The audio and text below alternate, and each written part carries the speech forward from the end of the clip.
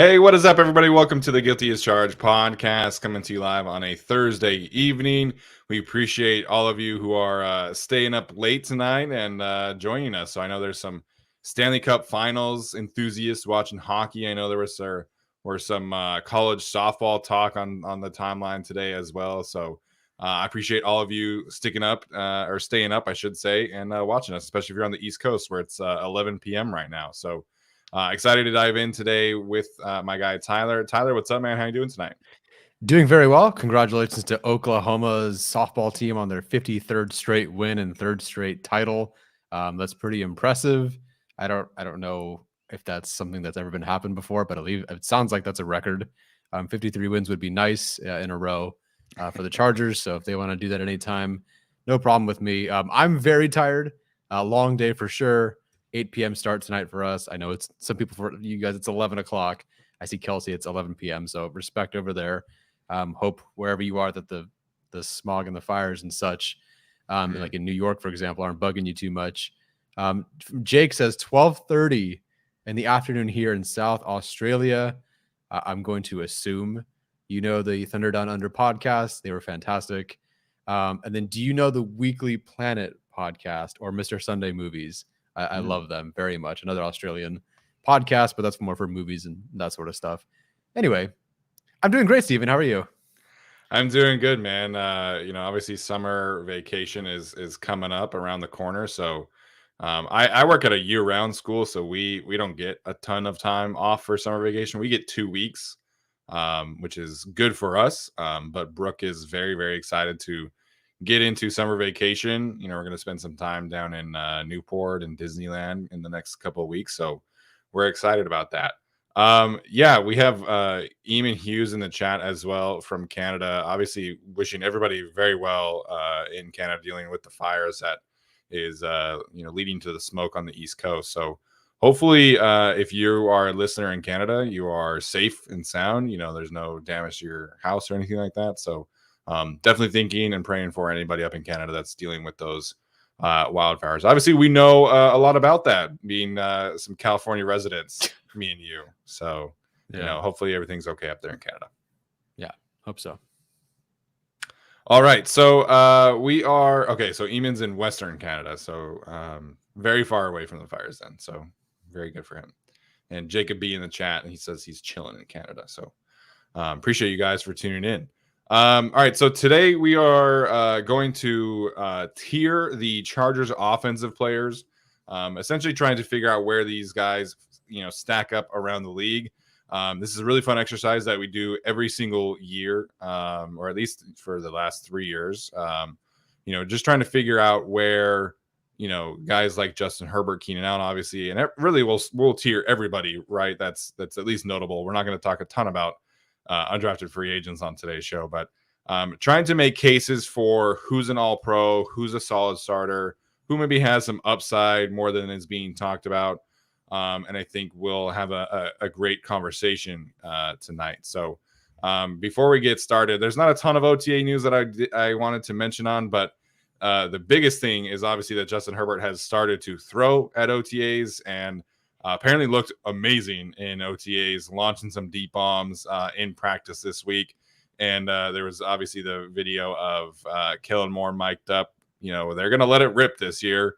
And that was apparently very evident at OTAs this week with Justin Herbert, back and throwing and being healthy so far. Yeah, it was great to see him. I could tell even with like East and Stick, they're working on some scramble drills where, some interior pressure or whatever, spin out of it, move out of it, whatever. And then you can see the receivers just get upfield. Like if there's some sort of pressure, go. Herbert's going to roll out and hit you. And so I love seeing that they're working on that because, Herbert can rip it. He can rip it from any part of the field. And so worst case scenario, things aren't working, just go that way. And he's going to get it to you. So really cool to see them working on that. Yeah, definitely. Those scramble drills are super, super important. Not a ton of wide receiver representation at OTAs this week. Quentin Johnson has been apparently taking the week off. Obviously, Mike Williams hasn't been there. So the starting wide receiver trio apparently this week has been Keelan Doss, and John Hightower. And then Pokey Williams was the one who got that touchdown from the spin out. So we'll get a bigger grasp, obviously, of where things are really at mandatory minicamp next week. When that starts to kick off, obviously Austin Eckler will have to be back there. And we'll see everybody back at practice next week. So that should be fun to see. Quentin taking it off for an injury or? Daniel Popper did not specify if there was a specific injury. Jacob E also asking about Josh Palmer. Palmer apparently is dealing with some kind of injury. I assume it's minor, or else we would probably know about it at this point. So there's just some nicks and bruises that these guys are dealing with, unfortunately, early on, and it's just not worth it to push it in the spring. So Darius Davis was back at practice for what it's worth. He was not at practice last week. So just some kind of moving parts, which is to be expected at this time of the year. Yeah. Well, that's why you're going to keep 6 wide receivers on the roster, hopefully, because shit happens. So hopefully. Yeah. Hopefully. All right. So again, we'll see how things progress with Justin Herbert, but obviously great news that he's back throwing full time.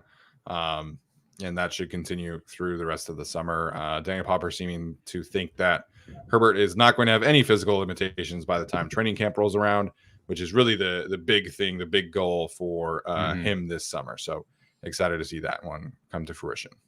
Love it. All right, before we get started too, I should have mentioned this earlier. Tyler got to interview Morgan Fox today. Had a great conversation with him, and I'm excited for you guys to catch that. That'll be dropping tomorrow on the channel, so stay tuned there. But Tyler, you want to give the people a little maybe tease for what you guys talked about? We didn't talk about contract situations of the Jaguars, so there's a start to that. It was fun. Morgan Fox is an absolute nice guy, of course. I mean, there was something that Joey Bosa said on Drew's podcast that I wanted to talk to any pass rusher about, so I talked to Morgan about that. Talked about a certain 4-man front that's been very effective in the league for the Chargers compared to the rest of the league, actually second best in pressure rate at almost 70%, so check out that.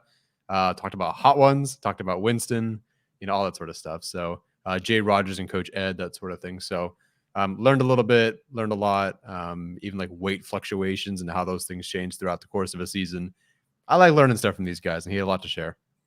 Yeah, that's great to hear. The hot ones thing, I'm super excited to see season 2 of that. I love the pairings that they were able to bring about this time. We'll see Quentin Johnson and Deion Henley, which should be a lot of fun.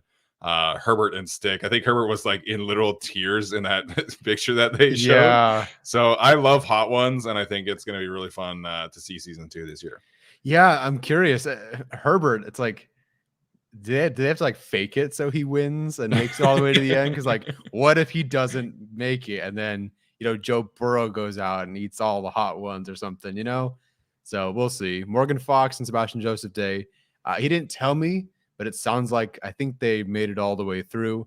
I asked if they had to practice the next day, and he said no, thank God. It was apparently a bit rough. So yeah, really curious to see how things go. But yeah, I can't imagine practicing. I think they had to lift the next day, is what he said. Sebastian should have a very high spice tolerance, though. I mean, he's Haitian. Like he should be able to tolerate that stuff. I think all the trench guys are no problem. Like I could imagine it's just like whatever for them. Yeah, Justin and Easton Stick though. North Dakota State, not a ton of spicy food up in North Dakota. Yeah. Buffalo Ranch or something maybe, but that's about it. I remember, nobody I think was worse than Eckler last year. Eckler was like literally drenched in sweat for that episode. Yeah. And then Khalil Mack the whole time. Oh man. Oh man. Oh man. Oh man. So excited to see season 2. Yeah, definitely. All right. So let's dive in here. This is kind of an extension of what we talked about with Daniel Popper on the Chargers feed on Tuesday. So if you missed that, we kind of drafted, from the Chargers roster as if we were, expansion teams. And so you can kind of figure out where we might kind of stack up these players. But, this time we're going to have specific tiers for where the Chargers are kind of at around the league. So we're going to have, an all-pro tier, a Pro Bowl tier. And we'll explain all of this for our audio audience as usual. We have a quality starter. We have a plus, a C plus group, which is average starter with some upside, flat out average starter, a role player or backup, and then obviously the roster bubble. So we're not going to spend a ton of time on the bubble guys. We'll figure out exactly where we want to stack those guys up. Obviously, the bulk of where we're at is really trying to figure who is an all-pro, who's a Pro Bowler, and who can the Chargers really rely upon to be, quality starters in this exercise. So, Tyler, where do you want to start with this year's group? Oh man, it's tough not to go for the quarterback here. There's definitely some bubble players we could get out of the way to clean this up. Let's go with Rashawn Slater because you've been watching him recently. So nobody's been watching more Rashawn Slater so far than Rashawn Slater, Duke Manyweather, and then probably Steven. So I do feel like Rashawn Slater is walking into the NFL, like into his third season, one of the best tackles in the league. The difference really becomes, do we feel like that injury last year, like clearly going into last season, maybe one tackle in the league is better than him, 2, 3, maybe at most. But now, with that injury, I'm really curious where you would have him because there's kind of a distinction between, yes, he's an all-pro versus he can be one, is he a bona fide all-pro in your eyes, or is he just like a guy who can definitely be one and obviously has been one, but does he need to show that again first? Yeah, one of the interesting things in the NFL season and offensive line play, Tristan Wirfs going from right tackle to left tackle. So making the left tackle group, I think it's ridiculous, but I think he'll be able to handle it because I think you could have drafted him as a left tackle. But this idea that you're going to take arguably the best right tackle and move him to the left tackle because you can't draft another tackle is ridiculous. But I bring that up because the left tackle group obviously becomes a little bit more stacked, if you will, at the top. Right tackle group less so. Obviously, you're taking away somebody who's either first or second at the position. So there is a ton of quality left tackles right now. I think this is probably a really high quality state of left tackle play. Guys like Andrew Thomas and Slater are certainly kind of coming into their own and really figuring things out. So I went back and rewatched both games that he started and finished in 2023. And then I've watched basically 7 games from 2021. Just wanted to go back and get a feel for like how much did he really grow? Like, it had been a minute, obviously, since I had watched him play as a rookie. And I think it's a damn shame that he got hurt because I think if he had stayed healthy last year, he was on the trajectory to be at the point right now at this moment in June of 2023, where we'd be talking about him as the guy to maybe challenge Trent Williams as the best left tackle in football. Like it's been Trent for the last few seasons where he's a unanimous, first team all-pro kind of player and deservedly so. But I think Rashawn is on that kind of trajectory where he's going to be the best left tackle in football at some point down the road. Whether that's because Trent retires or he kind of takes a step back. I think what he brings to the table as a pass protector and as a run blocker is just so unique in the things that he is able to do because Trent Williams wins with a lot of like brute force and athleticism, but Rashawn is so technically refined. And even going back to his rookie season, I loved seeing how he would handle like losing a rep. And you could see it against Chase Young. You could see it against Chandler Jones in week 1 from this past season. You could see it against Myles Garrett in 2021. He never lost the same way twice to anybody. And, there's a rep early on in week 5 for the Browns game where Myles Garrett got him pretty good on a spin move. But you could tell that Slater was just on it. On every single spin move that Myles Garrett tried from then on, he was ready for it. He was anticipating. So he's so smart. He's so technically refined. And then he's also a unique athlete. So I bring this all up to say, honestly, Rashawn Slater might be the best player on the Chargers.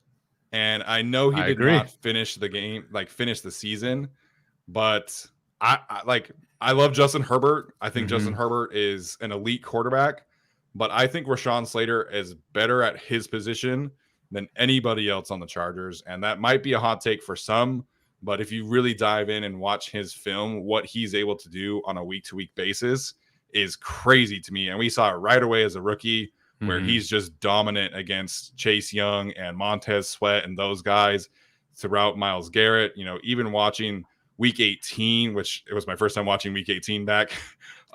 He was so good in that game and pass blocking like 75 times in that game. So I love Rashawn Slater, man. To me, he's the best player on the Chargers, and he's absolutely an all-pro. I think he's going to be discussed as the best left tackle in football very, very soon. Yeah, I wouldn't disagree there, and I don't think that's a hot take. I think we even either on our Q&A or on the Chargers pod or whatever, like, yeah, Herbert's the MVP of the team. He's the most important player on the team, of course. 100%. That's not a question. But Rashawn Slater, position by position and where he ranks, it is very close. You know, I think Herbert is like maybe like fourth, could be third. But you're talking about Rashawn Slater, who could be first or second, and Herbert right now isn't first or second. He's certainly not first, and I don't think he has enough of a case just yet to be considered second, and that's just because of what happened last year with the injuries and all that sort of stuff. Chargers fans know it, you know it. So I would understand. I think people remember that Trey Pipkins was Duke Manyweather's, or one of his most improved players during camp or their offseason or whatever. Another guy he mentioned was Rashawn Slater. Yeah. Like, so crazy to think about, but which is disgusting. That Chiefs game from this year, from 2022, was, I think, the best game I've seen of a Chargers offensive tackle in my life. Like, he destroyed the Chiefs in week 2 last year. Yeah, and I'm sure that was some combination of like Karlaftis, who ended up having a really good season. Frank Clark at that point. I don't remember if he was hurt that game or maybe it's the second game. Still, obviously, talent there, and he's just fantastic. So it sounds like you're putting him in all pro, and definitely it's funny because it's like, yeah, there's a wait and see because you do want to see him back out there, but like, he can do it. I don't have any question that he would be. Maybe someone votes differently, of course, and I would understand why they go Trent Williams and then some other guy and then Slater or whatever. But you know, for me, considering all pro, it's a guy who's top 3 at his position, and it kind of just depends on voting. So yeah, I'm fine putting Rashawn Slater at all pro, and I think that he might, hot take, be the only one in that category, which sounds rough, but we did just talk about how you feel about Slater compared to Herbert and Herbert's rankings at quarterback. I mean, I guess we could talk about that now, but then the show would be over because that's the one everyone's waiting for. We'll save Herbert. We'll save Herbert for sure. Okay. I want to talk about the receivers next. Okay, I'll start throwing on the board. Okay, so obviously Keenan and Mike Williams there. Yeah. Very difficult to kind of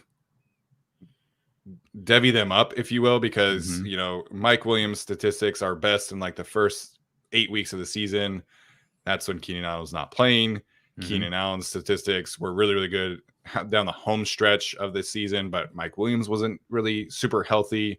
So where are you at? Let's start with Keenan in particular. Where are you at with him in terms of, you know, his rankings? Because, you know, some people still think that he's an elite player. I think PFF did like the top 32 and had him like 23rd or something like that. Where are you at with Keenan and his kind of status around the league right now? So I think last year when we did this, we talked about him as barely in that top 10.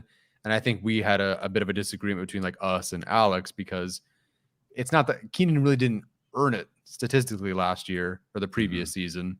It was more just kind of based on how everybody else views him around the league. Because then you ask everybody else, and of course he's a top 10 receiver, but you want to go with the statistics at some point.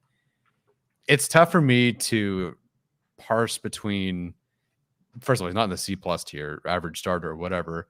It really comes down to Pro Bowl contender versus quality starter. I do think that he is uniquely unlike the other 2 starting receivers. And I do feel like because of his connection with Justin Herbert, I mean, I've been going back to like old stuff, and it's, you know, Herbert's doing some funky stretch and Keenan's helping him, or they're doing that thing where like Keenan holds his legs and Herbert like goes down like to the floor and back up, and they're just laughing and having a good time. Watch them in the Dolphins game and they're pointing and smiling at each other. I just think maybe he's not just putting everybody up, a top 10 receiver in the league. But I feel that we almost got something incredibly special last year that we only really saw in the second half, really the last third-ish of the season. And those numbers do indicate that he is a top 10 receiver. So now it really just comes down to, can we get that the entire year? I think with Herbert healthy, I think with Keenan generally being his same self, and with Kellen Moore, and hopefully help around him to take some things off of him, I actually would put Keenan in Pro Bowl contender still. I think that this offense does enough to move him in that tier. And I think because Herbert loves him so significantly, I think that does push him into there over quality starter. Yeah. So just kind of going over those numbers that Tyler is referencing. So from weeks 10 to 18, because Keenan came back in week 7 and then he re-injured his hamstring again. So week 10 is officially when he came back and was starting and taking his whole workload, if you will, from then on out. Obviously, Mike Williams missed some games in there too. So either way, Keenan Allen from weeks 10 to 18 last season was 6th in targets. He was 5th in receptions, 7th in receiving yards, 13th in yards after catch per reception, which I thought was a big surprise. He was 11th in yards per route run, which is definitely not a surprise. That's who Keenan is. He was 4th in first downs generated and 9th in passer rating when targeted.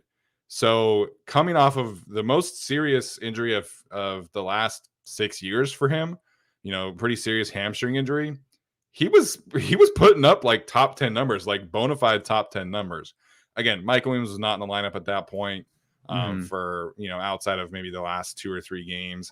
But Keenan Allen was performing at an incredibly high level still at that point. So if he stays healthy, I mean, I know it's a big if. I don't see any reason why he couldn't make a Pro Bowl, honestly. Like, I think he's going to be the number 1 target.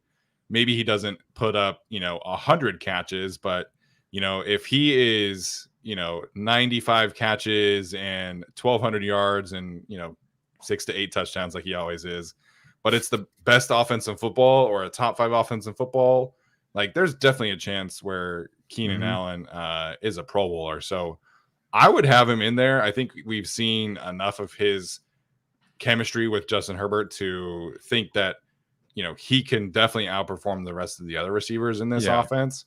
Worst case is he's a quality starter, but I think there's enough here, like you're talking about, with between him and Justin, the offense is better, better offensive coordinator, healthier offensive line, that Keenan is still a Pro Bowl contender. Not necessarily guaranteeing that he'll be one, but I think he'll absolutely challenge for one. And like, he's going to have a ton of fan voting. Like, he's going to be a fantasy superstar again, like he always is.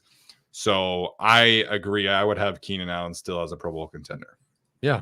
It's funny because he got hurt for so much of the year and we had him in a top 10 last year. Granted, it's a slightly different category.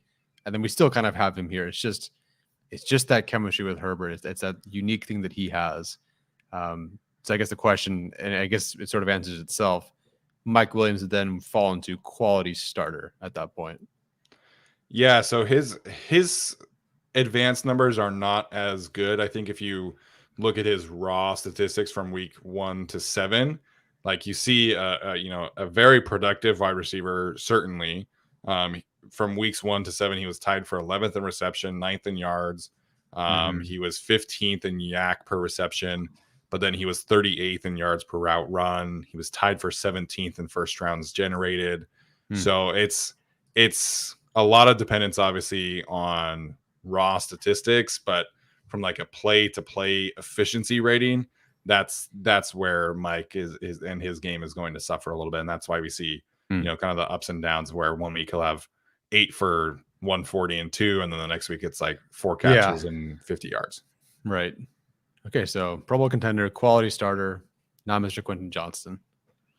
Yeah, I think we could leave him where he's at, honestly. I think worst case for him is obviously that you put him in the C average starter tier. But upside for Quentin Johnston, I mean, what if one of these guys gets hurt? You're talking about a potential 1,000-yard season for him. So we don't know enough to say he's a quality starter at this point. So I think for me, average starter with upside is absolutely fair for him. Yep, I would agree. Cool.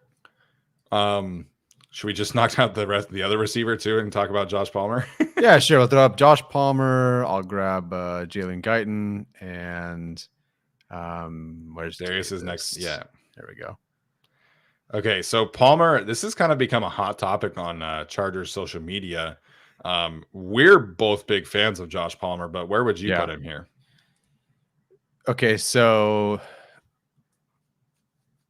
so the obvious thing is he's not a starter for the Chargers right now. But putting him in role player or backup would be a joke. I truly think, given the unique stretch of 3-ish games that he had, where Lombardi went, let's try to feature him a bit more. He really did look like an average starter with upside. I mean, you're talking about he had the game winner against Atlanta. There was a penalty that got called back. And so he set up another game winner against Atlanta. Great Niners game, 100-something yards, 2 touchdowns again, like 100-something yards and 2 touchdowns against the Chiefs in prime time was the kind of the reason they were in that game. You want a shallow crosser, you want a slant, you want a go ball, you want a corner. It was all there. And so anyone who can walk in and have that much to show, despite all the injuries in that offense with a hurt quarterback, I think he does fall into average starter with upside. It's just a very different upside than Quentin Johnson in terms of skill sets, but then and just what we've seen. But I would put him in average starter with upside. He did rip off almost like 800 yards last year. Yeah, I think that's fair for him as well. I was trying to figure out when was his the games that he played, because Keenan Allen came back in week 10. You talking about when he had to start by himself? Yeah, when he was the guy. Definitely Atlanta. Week 7. 9. I think 7 was the Seahawks, and then everyone died going into the bye week because Mike got hurt that game, and Keenan. So bye week was week 8. Yeah, and then so I think the Niners game, the Falcons game in week 8, and then week 9 against the Niners, basically by himself. The numbers weren't great that game, but if you watch the film, it's like he's wide open. He's wide open. Oh, but Foster Sarah will give up a pressure. Foster Sarah will give up a hit. So the classic one that Dolphins fans are using, we're like, oh, Herbert threw an interception to end that game. It's because Palmer was wide open. He just got his arm hit. There's no protection. Okay, so I think I have the right stretch of games on PFF now. Okay. So weeks 9 through 13, because Mike Williams came back in week 13. All right. Josh Palmer was 41 targets, which was 7th in the league at the time. Again, this is a 5-week stretch, so very limited sample size, right? But 41 targets, 7th most in the league. He was 31 receptions, which was 6th most in the league. He was 372 yards, tied with CeeDee Lamb and Terry McLaurin for 7th most in the league. Let's look at yards per route run. He'll be lower there. Yeah, he'll be lower there. He was 28th. Okay. So that's Brandon Cooks, A.J. Brown, Quez Watkins, Devontae Smith territory. So that is, let's look at first down generated too, because I like that statistic. Okay, first downs generated. He generated 20 first downs in that time, which was also tied with CeeDee Lamb for 7th most in the league. So when he was being featured, he was playing at a really high level. I know that this is people are not crazy about him, and I understand he's not a wide receiver 1, but I think he is a starter with upside. I don't think he's just a starter. I think this is a guy who can come in at any moment and function as a wide receiver 2, wide receiver 3 player. So I understand why so many people wanted a first round wide receiver, but when Josh Palmer was healthy and featured, he was producing at easily a top 20 level statistically. So I think Chargers fans should be more excited about Josh Palmer than they have been. Yeah, it's also tough too because you're watching, his quarterback was hurt. Obviously, Palmer had 2 concussions, I believe, that season. Several, I think 3 different lower body injuries, and maybe that's why you can't, next year we couldn't call him a guy with upside because maybe he just injuries always pop up, something's always up, so he's an average starter. But it's unfortunate we'll never get to see him as the wide receiver, 2 or 3. potentially in a Kellen Moore offense, rather than just the guy who's asked to run curls and that's about it. Yeah, so I do think Eddie brings up a good point. Like you look at the playoff game, Keenan Allen didn't really produce a whole lot either. That to me was more like game plan related, honestly. But Josh Palmer was pretty heavily one-on-one against Tyson Campbell, who's an ascending corner in this league. So that's the thing with Palmer, right? Is like when given opportunities, he will produce. But if he has to go up against a top tier corner, like it's not gonna go that well. But right now he's the wide receiver 4 on the Chargers, and I think we should be more happy with that because I think he's a really good player. Yeah, 100%. He just doesn't have that X factor thing, not yet at least. Maybe there is something down the road, but he's not Keenan Allen, the route runner. He's not Quentin Johnson after the catch. He's not Mike Williams, the ball in his hands. He's not as fast as Jalen Guyton. So it's just kind of like, again, an excellent wide receiver 4. But yeah, starter with upside sounds good to me. I think we can put both Guyton and Darius Davis in the role player or backup. Yeah. Guyton, we just don't know if he's healthy. Yeah. If he were fully healthy and, the other two guys ahead of him are not maybe on the roster or whatever, I think you put him in the average starter range. But for now, I think you have to put both those guys in role player backup. Cool. Sounds good. And then we have Hightower and Doss roster bubble. Yeah, 100%. And that's it for receivers, I think. Yeah. Look at this receiving core. Look, we have players and there's more than 2. It's nice. Doesn't everyone feel good about this? More than 2. It's kind of an upgrade from last year. A little bit. Okay. Should we do Eckler next? Sure. Let's do it. Okay. So obviously there's been a lot of negativity around Austin Eckler. And I get it. People don't love the whole trade request thing. One of the things that's been interesting in watching the 2021 stuff for me, again, is that the way that Austin Eckler was used in the passing game was drastically different over the past 2 seasons. Some of that's by necessity, right? Like they wanted to keep Austin Eckler more in the backfield to pass protect because he's a great pass protector. It's a very underrated aspect of his game. So it was a lot more checkdowns. But if you go back and watch in 2021, he's running wheel routes from the backfield. He's running slants from out wide. He's running crossers and digs. Like the way that he runs routes, I think was very underutilized in 2022. So I think that is something that Kellen Moore is going to be a little bit more in tune in 2023. Unmute. Last year we had it as like top. It's funny because last year we had the A tier as top 10, and that's where I'd put Eckler. But now we have it as Pro Bowl contender, and it's literally the only thing he can accomplish in his career. So, I guess it depends really. Like, I guess he is a contender. It's just he was close. He was an alternate. Was he like first alternate? I think it was second alternate. Someone in the chat, let us know if I guess I can Google it.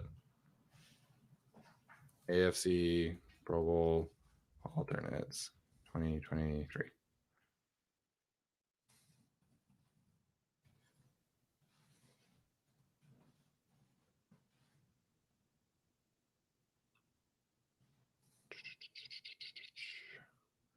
Looking at Sports Illustrated. Oh God, I forgot they did like a longest drive thing this year for the Pro Bowl. Okay, this doesn't have alternates. There we go. NFL.com. That'll have it. I was looking for this a few days ago, so if you actually know where it is, great.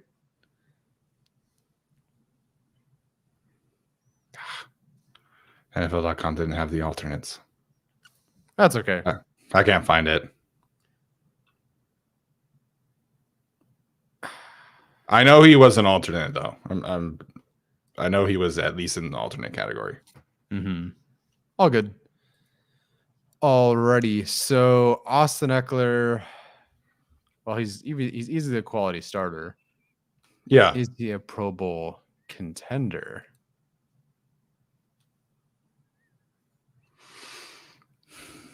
That's tough for me. Like, I think you look at running backs in the AFC, Mm-hmm.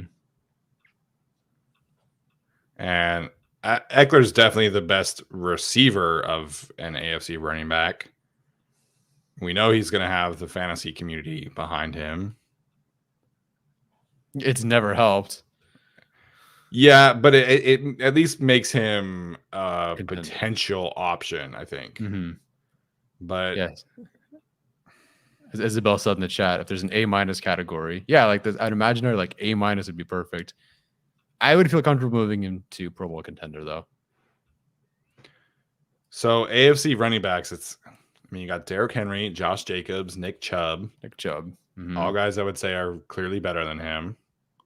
And that's no slight to him. I think those guys are elite backs, right? Mm-hmm. Jonathan Taylor.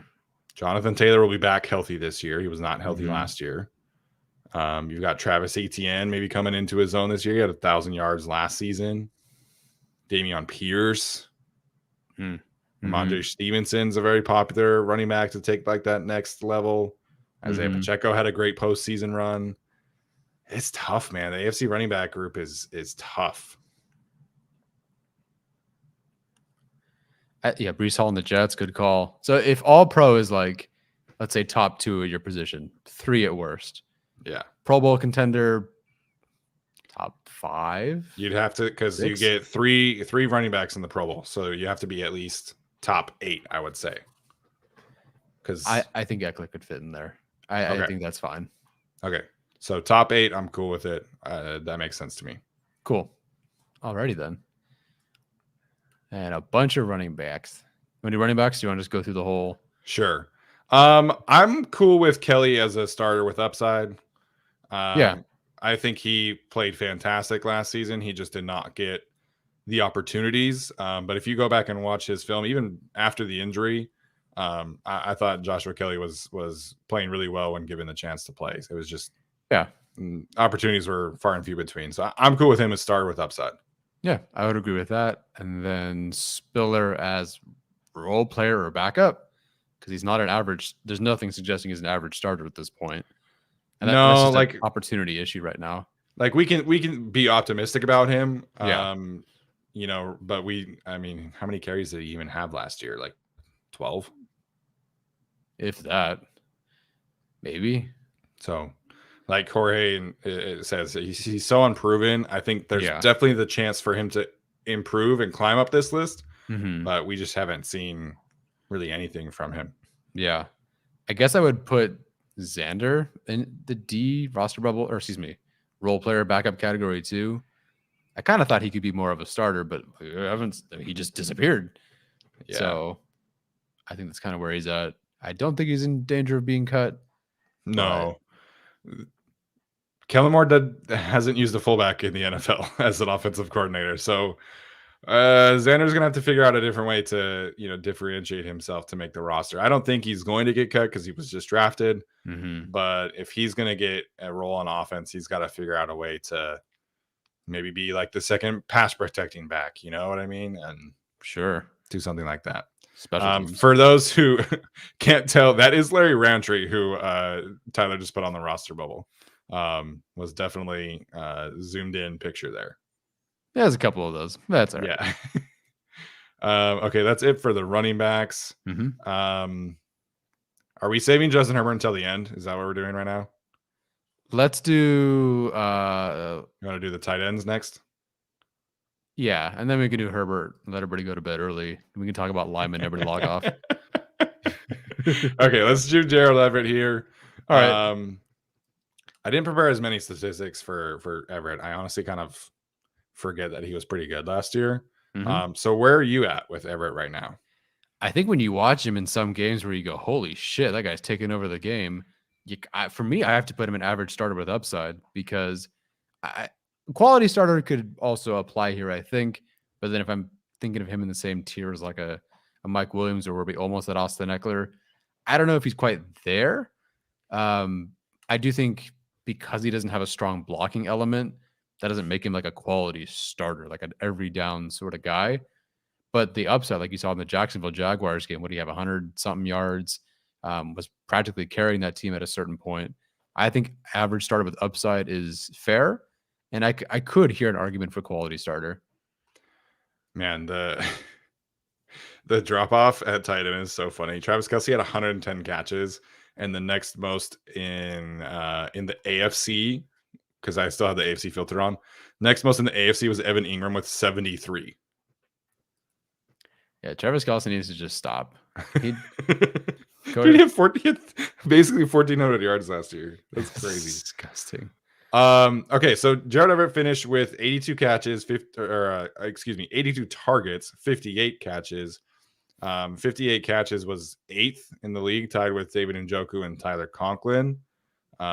Yards, he was 11th with 555. He had the 4 touchdowns. Obviously, his calling card has kind of been yards after the catch. So that's been getting rid of the guys who like barely touch the ball. In terms of tight ends with at least 50% of their targets, he was 5th. So he was only behind Ingram, Kittle, and Kelce.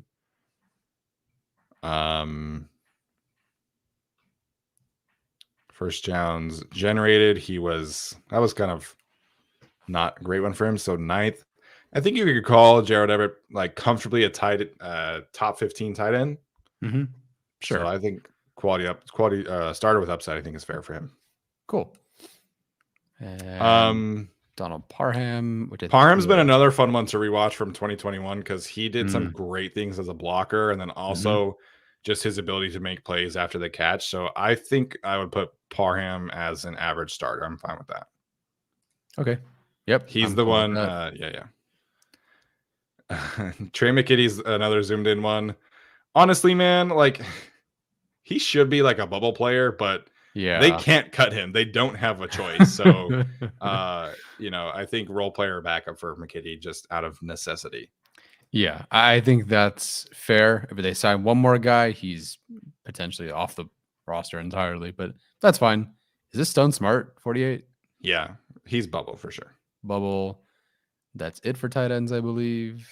Okay. Yep. Let's clean out the bubble one. You can put Hymus on the roster bubble too. He's next to Herbert right now. I guess Duggan. Duggan as D. Yeah. Stick maybe also next to him because I would not put Stick as an average starter. I have Duggan and Stick. Okay, yeah, they're literally backups, but like they're not really roster bubble guys either. But they're backups by nature of the fact that they're it. I refuse to put them past roster bubble. Yeah, realistically, somebody like Max Duggan should be on the roster bubble, but again, they're not going to cut him. So yeah. Foster Sorrell, you can put as I think he should be roster bubble, but again, they don't have any other tackles. He's it. So, okay, right, we'll talk about the stick rest up later. To here. Then he is the backup. Okay, so I guess that's where he goes. Okay. All right. So, in preparation for the show, I was obviously looking at some of Justin Herbert's statistics. This is officially Herbert time. Everybody's doing quarterback lists now. Everybody's doing rankings, and everybody's talking about who can challenge Mahomes and things like that. And I find it very convenient that nobody really ever talks about the fact that Justin Herbert literally had cracked ribs for like 2 months of the season. It's been frustrating. Like people will talk about the wide receiver thing. Like people talk about like him throwing to Michael Bandy and DeAndre Carter, but nobody ever brings up his own injury, like as a reason that maybe he struggled a little bit. Still, he was 2nd in the league in passing yards last season. He was tied for 8th in touchdowns. He had the 9th most big time throws according to PFF, and he was 20th in percentage, so a little bit of a drop off there. He had the lowest turnover worthy percentage in the league. He was 2nd in adjusted completion percentage, and he was a terrible 4th in pressure to sack rating. He regressed to 4th. He was 1st last year. He was 4th this year. So statistically, like you hear all of that and you're like, oh, that's like clearly a top 5 guy, right? But Mhm. like the way that he is talked about on social media, as well as, some sports shows, they talk about him as if he's like barely top 10, and the narratives around Justin Herbert are really, really frustrating right now, because nobody mentions the injury. And then like he has the statistics. I understand, like, if you value winning that much, I think you're ridiculous, but that's really Mhm. it. That's the only argument people have against Justin Herbert is like, oh, Yeah. they didn't win a playoff game yet. Yeah. That literally is it. And that's why, I think I would understand why someone would have him at 2. I understand also why someone would have him at 4. I think that's as low as I could rank him, to be honest. But listen, Joe Burrow, Josh Allen, the stats are at least comparable. Sometimes it's better. And last year it was in many respects. So, and they did go further and they have gone farther in the postseason. So I would understand why he'd be 4th. Um, he kind of falls into like, I don't know. Herbert for me is like 3rd, but I don't know which of Burrow or Allen that he beats out. He's definitely not 1st, but I think he's in a tier where he could be considered 3rd. What do you think? Yeah, I think obviously Mahomes is the best quarterback in the league. That's not, a hot take. Um, All pro is tough for me unless like the Chargers are like the 1 seed. I would have a hard time thinking he gets an Yeah. all pro nominee. Um, I think that Josh Allen is the second best quarterback in the league. I know he had a little bit of a down stretch to end the season. Mm-hmm. So you're talking about Burrow and Herbert. Some people put Aaron Rodgers in that conversation because he's, motivated again or whatever. I'm not at that point. I think motivation is probably a key factor of how you play. Jalen Hurts in the top 5 is still rich for me. Mm-hmm. So I think it depends who you have between Burrow and Herbert. Mm-hmm. The safe bet here is to put him as a Pro Bowl contender because he's absolutely one of the best 6 quarterbacks in the league. Easily. And that's what a Pro Bowl quarterback is. Each roster gets 6 quarterbacks. So safe call is Pro Bowl contender.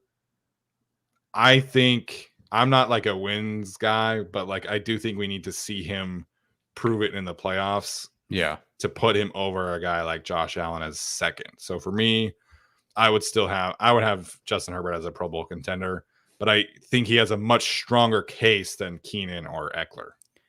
Oh, easily. And I mean, he could be the best quarterback this year. Maybe not like I would still have Mahomes overall ranked higher, but yeah, it's just going to be significantly different. It feels like this year, but everything just matches so well.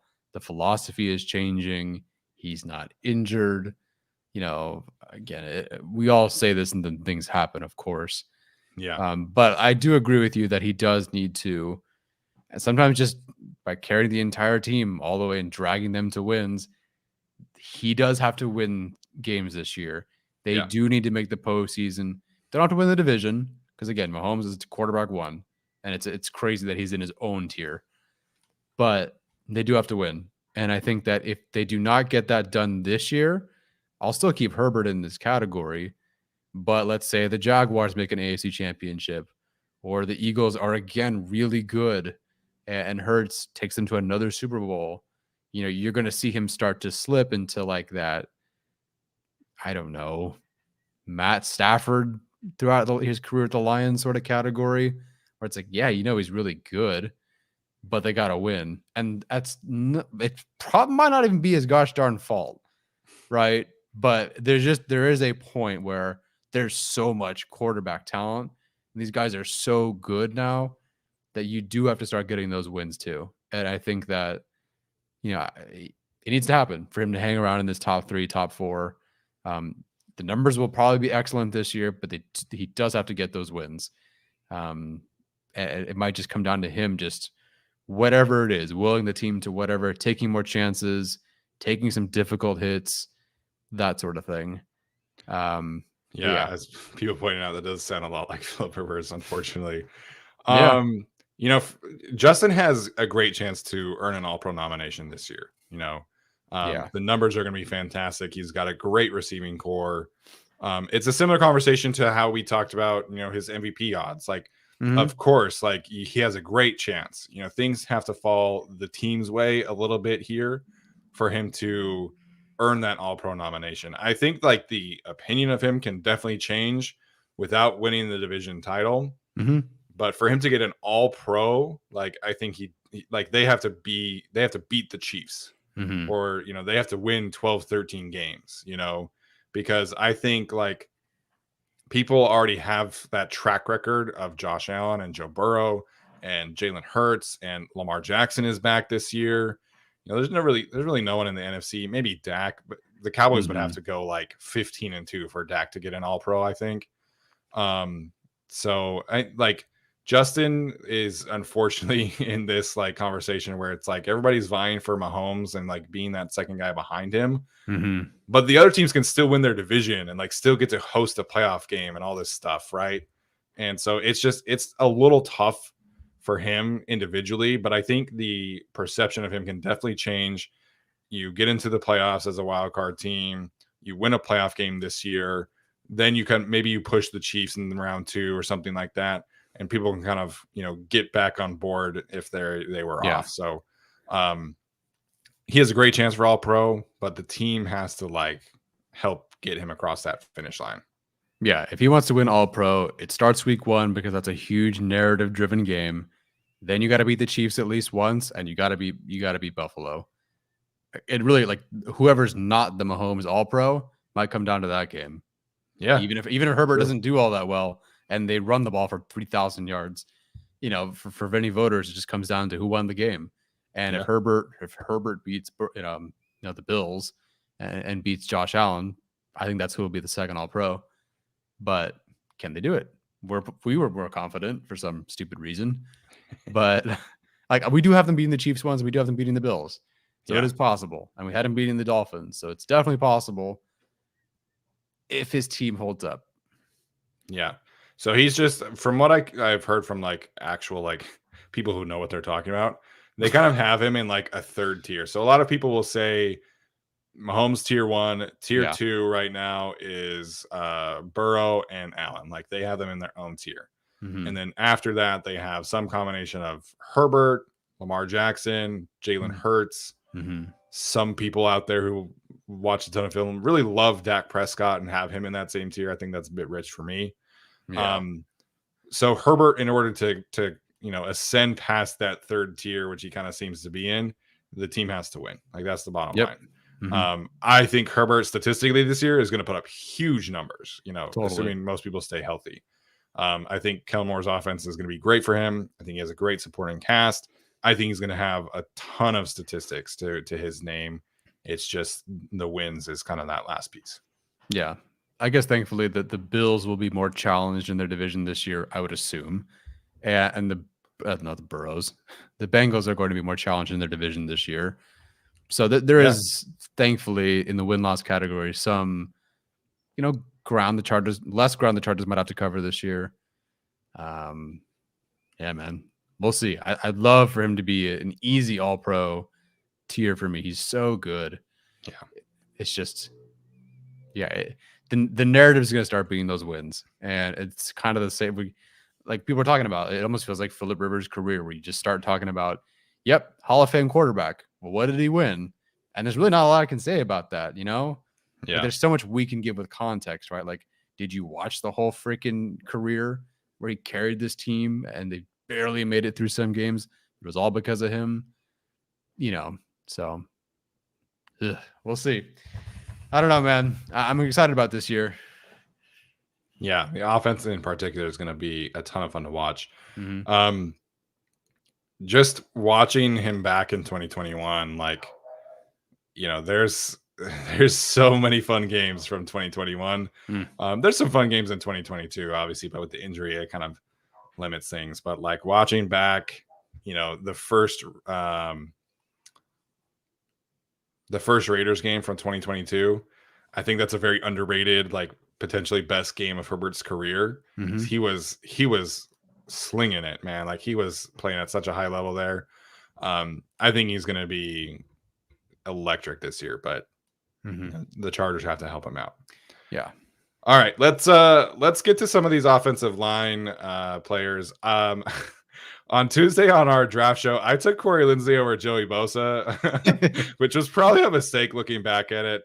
But you look at the statistics for Corey Linsley, man, like he almost had 100% pass blocking efficiency rating. Nasty. He allowed 5 total pressures on 860 pass blocking snaps, which is insane. Basically, he's allowing a pressure every 75 snaps over the last couple of seasons. So he said this week that he feels great. He feels very healthy.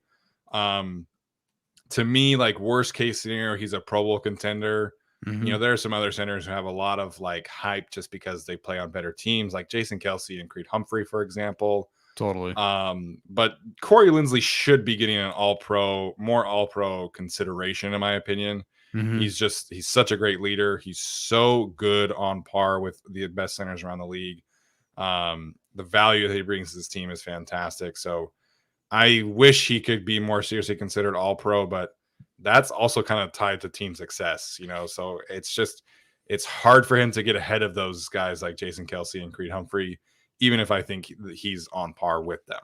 Yeah, I would agree. I'm always surprised to see Brendan Thorne put him at like 6th or 7th among centers. Yeah, I've never understood that one, honestly. Yeah, maybe it's a type or something. I don't know. Is Corey like an enforcer? Not really. Maybe that's more Thorne's type. Yeah, I don't know, but Pro Bowl contender for sure. Yeah.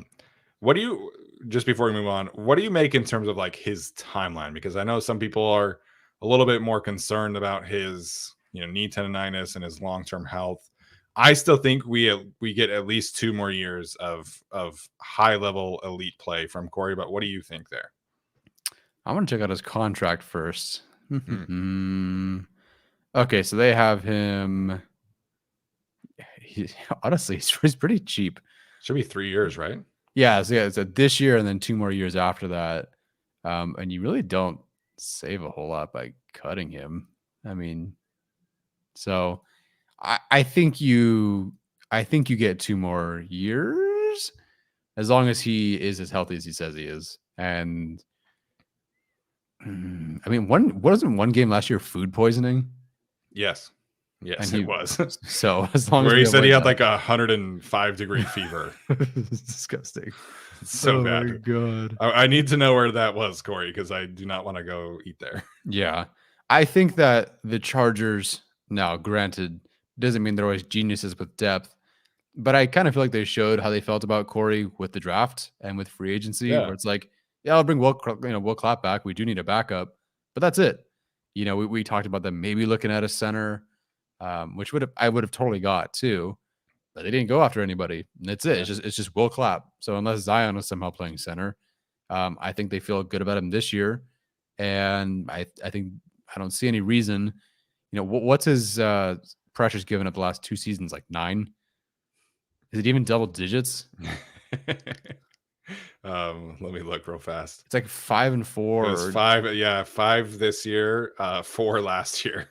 Yeah. So and he played every game last year. So that's 30 games. He's allowed 9 pressures. Yeah, that's nasty. So I think definitely 1 year, but you play it smart, see what happens. But yeah, I don't see if he feels like his knees are fine, and they've done a pretty good job managing it overall. Mm-hmm. So yeah, I think 2 more years at least. Yeah, they'll manage his reps throughout camp as they always do, but knee tendonitis isn't necessarily something that sticks with you. It is possible that he's over that, and he said he sounds like he's great. So, okay, let's put some of the backups in the backup tier. Obviously, like Jordan McFadden is going to make the roster. They just drafted him, but we don't know what he is right now. Will Clapp is a backup, although I think he gets too much hate on social media. I'm just going to say that.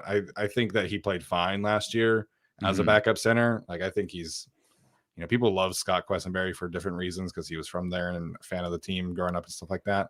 But I think Will Clapp is a solid backup center. Yeah, me too. All right, so we have Jamari, Zion, and Trey left. We talked about Trey on our underrated show. Mm. Where would you put him in this exercise?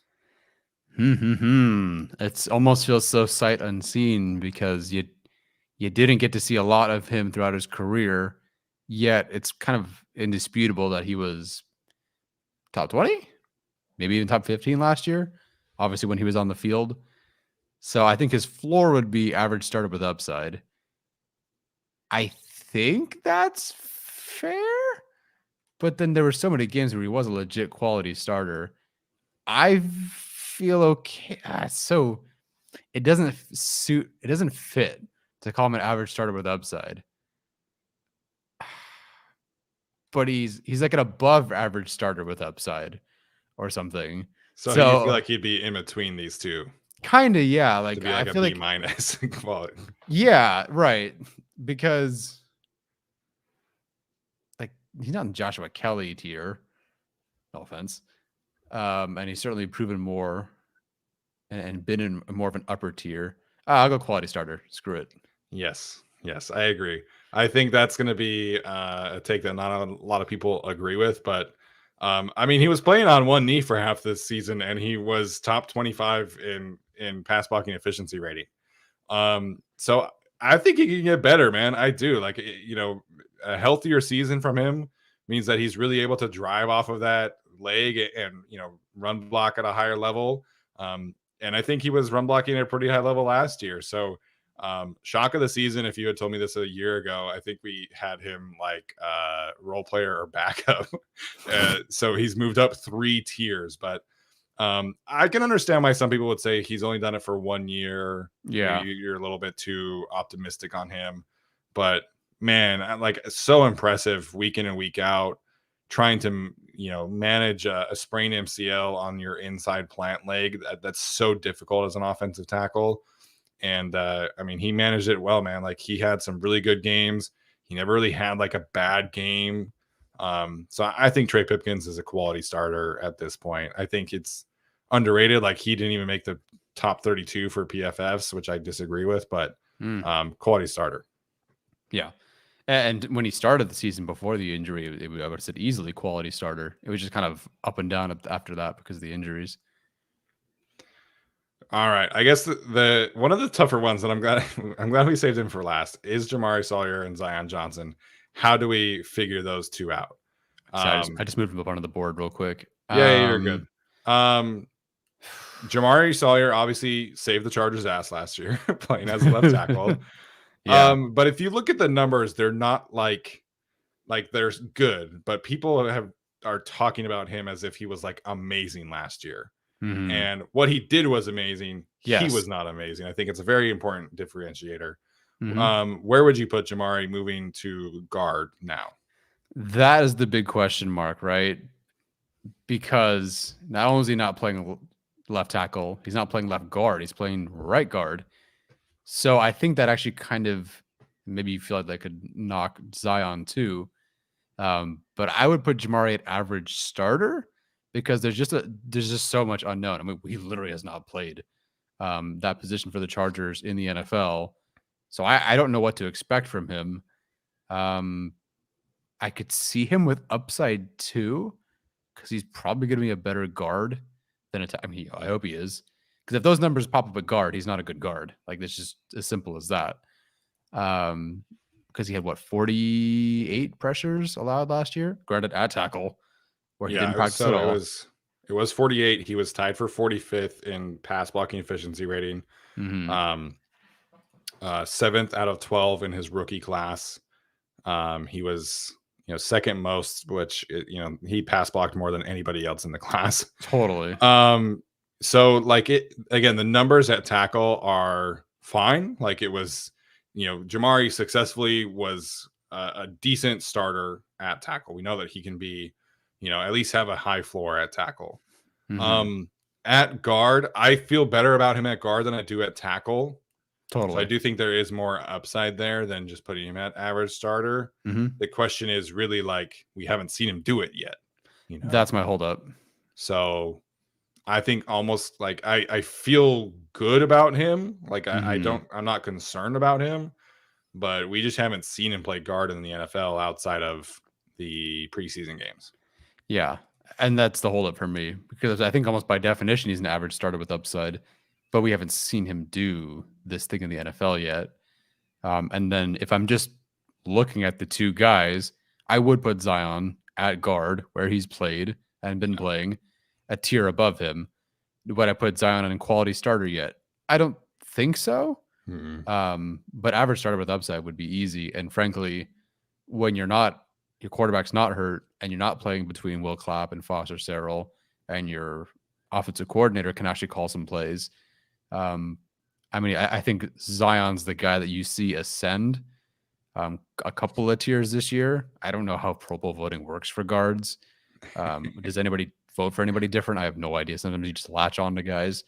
Yeah. But I think like Zion's ascension this year was especially next to like Slater, between him and Lindsley, going to be awesome. But Zion feels like another hot take for us versus the internet, maybe.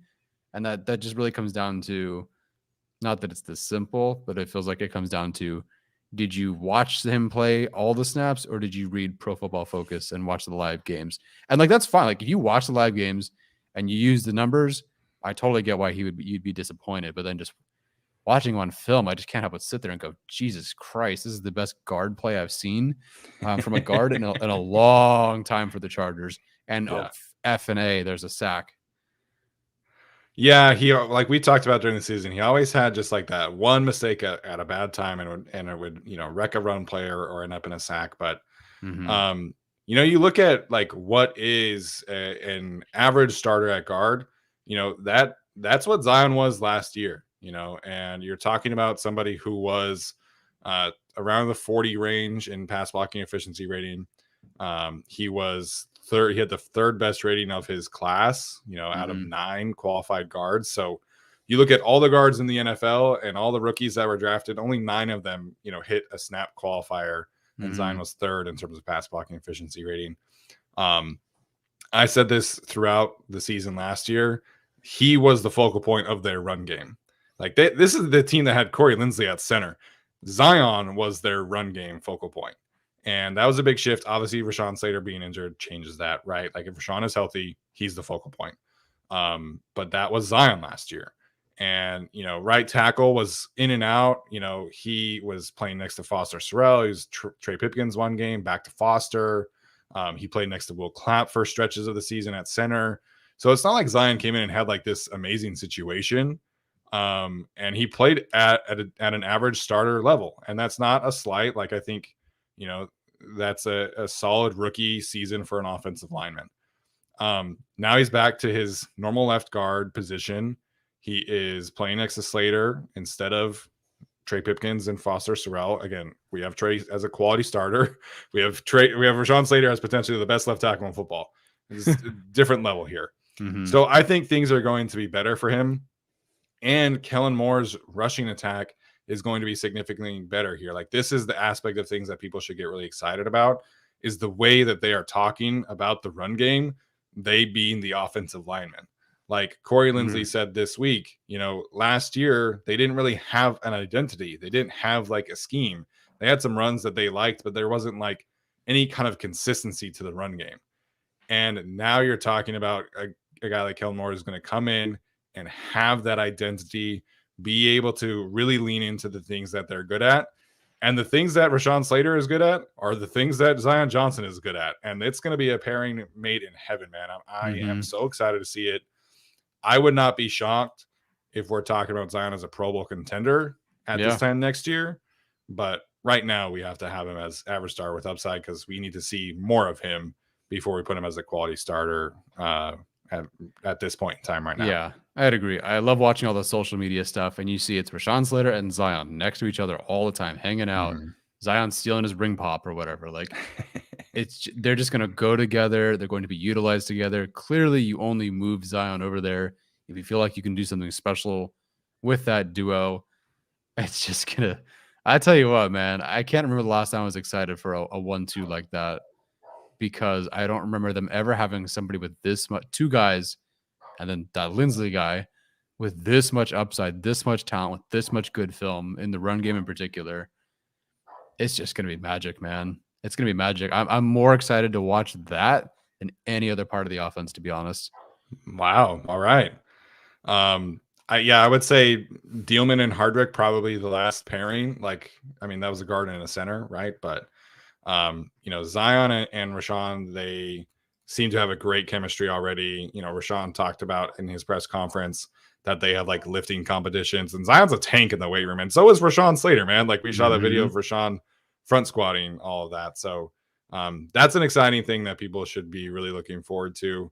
I know that there's a lot of negative takes about Zion Johnson, but he's an average starter with upside right now, and I think we could see him climb 2 tiers for this time next year.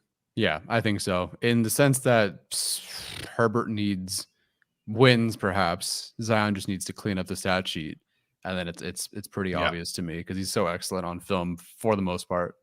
Yeah. All right. So just a quick recap here.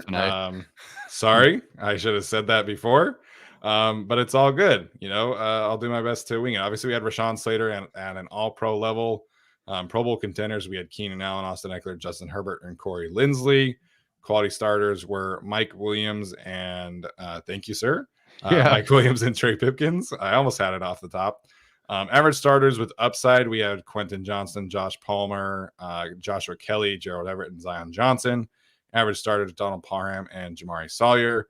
And then everybody else we have either in role player or backup or roster bubble. So, Tyler, any final thoughts here from this exercise?